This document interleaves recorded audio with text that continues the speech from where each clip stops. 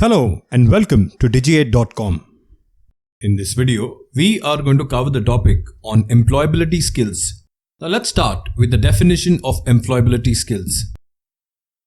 Employability skills are personal abilities and characteristics. They are values that allow one to do well in the office. They deal with the building a mindset, information or expertise that makes one more employable. Employability skills may be transferred and they are helpful in most roles.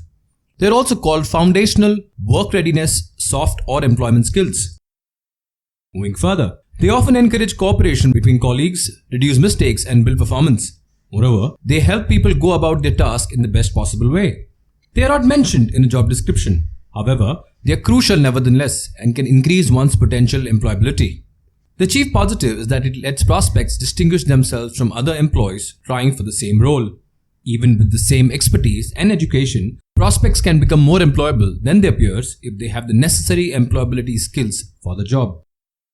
Next, how to build your employability skills. First, by doing paid tasks. Next, doing unpaid tasks and volunteering.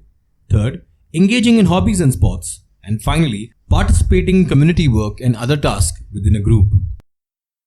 Moving on, how do you demonstrate your employability skills? These abilities are seen as crucial by all managers. A job application should point out where they are used. The employer should be informed how these skills will benefit the firm. For instance, the prospect can let the employer know that they try and solve problems proactively. This means that the employee will better deal with hurdles experienced along the way. Finally, let's look at the types of employability skills. First, resilience. Not all the tasks employees set out to do will be achievable. As a result, there will be failures or delays in work. Next, emotional control. The hurdles experienced over the course of 1 year can take a huge emotional toll on the employees. They should have the ability to manage their feelings well and those of their colleagues around them. Next, professionalism. All employers wish that their workers have a robust work ethic. In addition, they want them to be professionals. The next skill is critical thinking. Critical thinking is essential for any task. Workers should have the capacity to draw conclusions from any type of data, observe, test hypotheses, question assumptions, and study evidence. Next, technology. Technology skills involve using office tech such as a Xerox machine, using a computer for sending email, using spreadsheets, word processing, etc. Next, learning. Learning involves a curiosity for gaining knowledge about new things and absorbing them rapidly. In addition, it requires one to take up new responsibilities and be open to reform.